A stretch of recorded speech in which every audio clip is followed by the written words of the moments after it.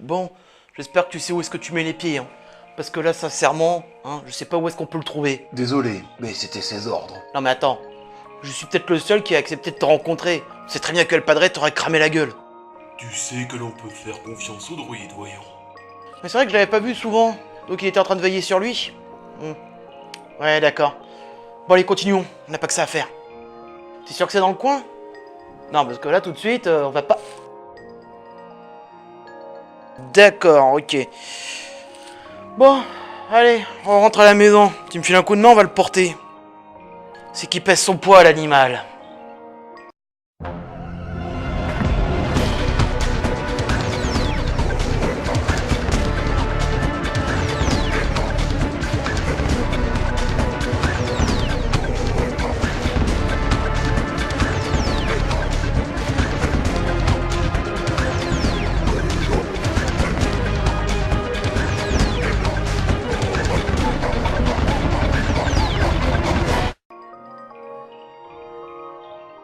C'est quoi le plan? Bonne question. Le t-shirt et la clé. Pardon? Non mais qu'est-ce que tu fais ici, toi? Arrête, padré.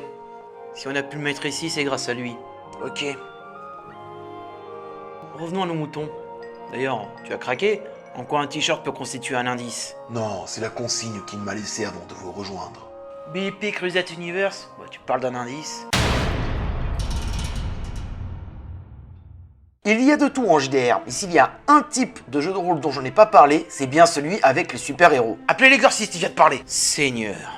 C'est toi le prêtre. Alors, j'aurais pu parler de The Authority, qui est pour moi un des meilleurs comics de super-héros que l'on puisse avoir. Mais pour une fois, j'ai décidé de changer la donne et de parler d'à la fois de super-héros, mais aussi de BD franco-belge. Non mais il faut faire quelque chose là. Padré. Il faut savoir que les super-héros ont eu des adaptations diverses et variées, un peu comme Dragon Ball à l'époque.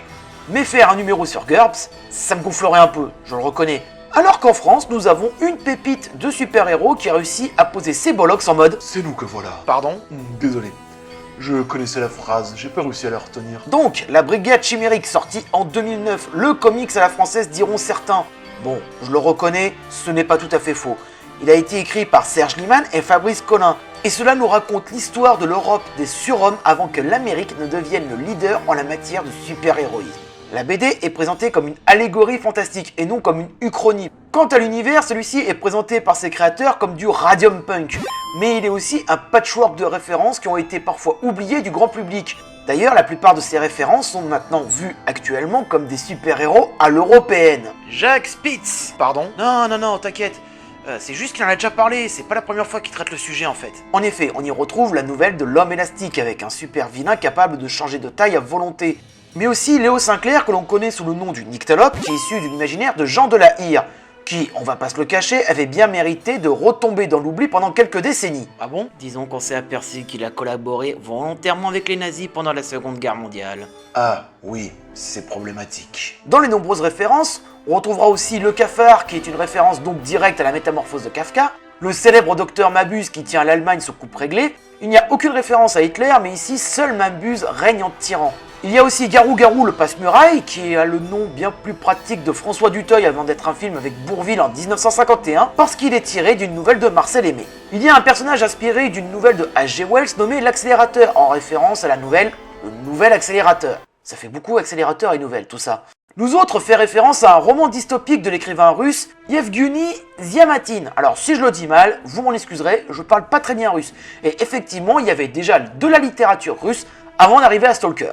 Quant au personnage de la Phalange, ce n'est finalement qu'un aspect du mouvement fasciste qui pouvait exister en Espagne. Moi, ce que je vois, c'est que certains ont une apparence de super-héros bien plus moderne. Pas faux. Tu veux dire que... À ce qu'on peut voir, toute ressemblance avec des super-héros des écuries d'ici ou Marvel serait tentante. On peut très bien assimiler le Nyctalope à Batman, l'accélérateur à Flash, la Phalange à Crâne Rouge, et les gars de nous autres à des proto-Iron Man. Iron Man de communiste à capitaliste? C'est peut-être pour ça qu'il a gardé son armure rouge.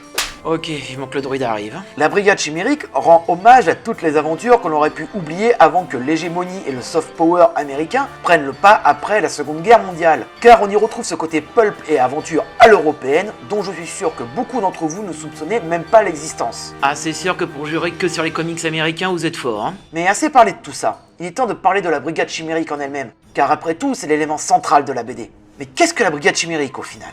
C'est aussi l'histoire d'un homme exposé au radium, élément atomique découvert entre autres par Pierre et Marie Curie, ouvrant la voie à des aventures dignes des pulps américains dans Weird Tales ou Amazing Story. Il a quand même pas fait ça. Comme nous sommes issus de son imagination, je suppose qu'il s'est inspiré de la brigade chimérique pour nous créer. Il doit y avoir un peu de ça. Ouais, je veux bien, maintenant que tu le dis, ça fait sens. Il existe un être, Jean Sévérac, qui lors de la Grande Guerre donc se divisa en 4 entités distinctes, que l'on nommera la brigade chimérique. Durant le moment, il n'était plus la brigade, mais en s'étant troublé, qui peut redonner espoir à tout cela, si ce n'est la brigade chimérique elle-même? Le docteur Sérum, le squelette. Le soldat inconnu. Quoique je me vois plus en Constantine.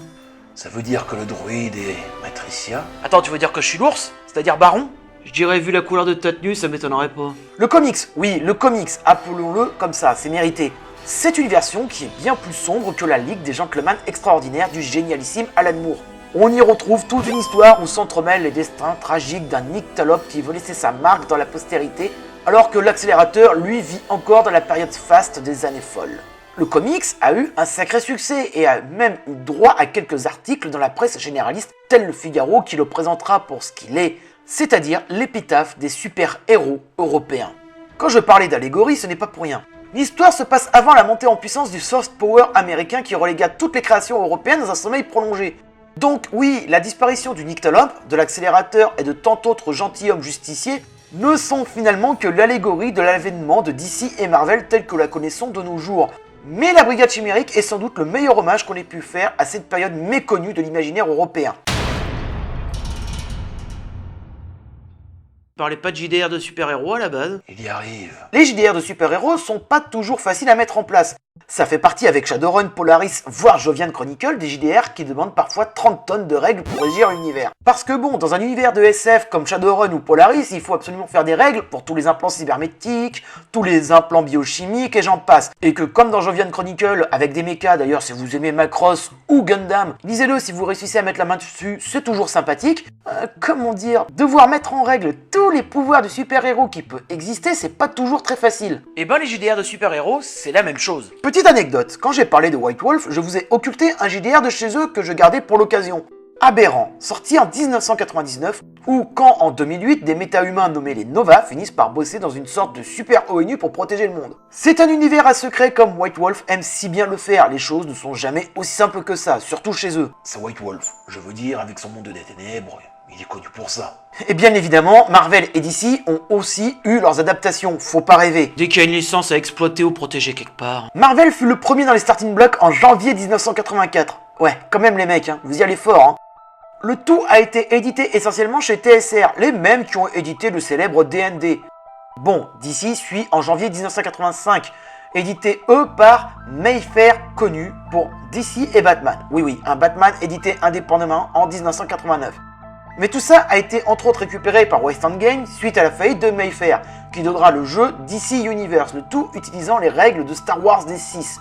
Donc les fans de Star Wars de la première heure, ils savent ce que ça donne l'expression « lancer un saut de dés ». Mais ce n'est pas la première fois que la France tente du JDR, car nous pouvons parler d'Humanidine, un JDR édité par le 7ème siècle, qui a eu son petit succès malgré un genre quelque peu casse-gueule en Europe. Fait amusant d'ailleurs, dans Humanidine, toutes les références à DC et Marvel sont des bons clins d'œil, et qui permettent de se faire une idée de ce qu'est un super dans un JDR made in France. Mais quitte à surprendre certains, il y a eu énormément de JDR de super-héros. Comme vous pouvez le constater, la liste est vraiment longue d'ailleurs. Il disait qu'on est issu de lui après que vous m'ayez botté le cul, non? Au risque de me répéter, oui. Alors pourquoi on comprend pas comment le réveiller? En fait, la vraie difficulté est de bien doser les pouvoirs. Il faut savoir que pour beaucoup de JDR de super-héros, ceux-ci sont un peu déséquilibrés, voire ont beaucoup trop de règles qui peuvent rendre le jeu beaucoup moins fluide. Mais encore une fois, cela a tendance à s'améliorer avec le temps, même si par exemple les règles pour The Authority sont très loin d'être optimales. Ça reste malgré tout mieux que DC Universe avec son saut de dés. Tout est lié.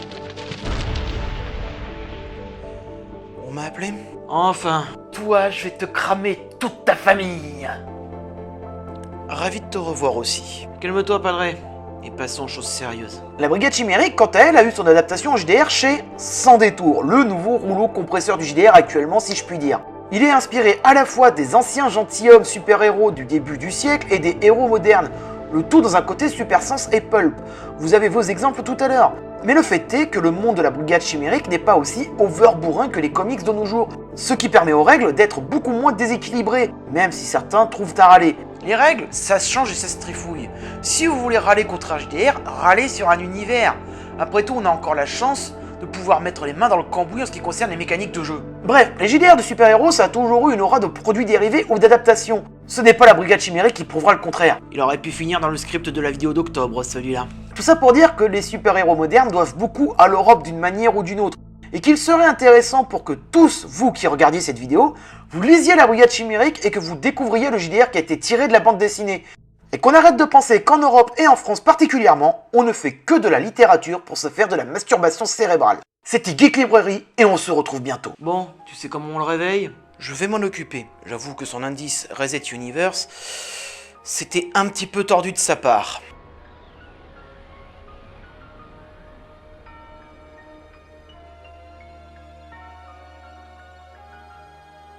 Heureusement que j'ai pu feindre la mort. Ça a coûté la vie du druide tout de même.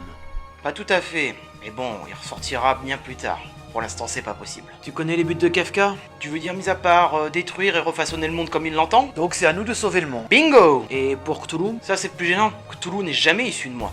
Je me suis permis de ressortir quelques objets que j'estime utiles. Très bonne idée, Nyarlathotep. On se prépare. Maintenant, œil pour œil, dent pour dent.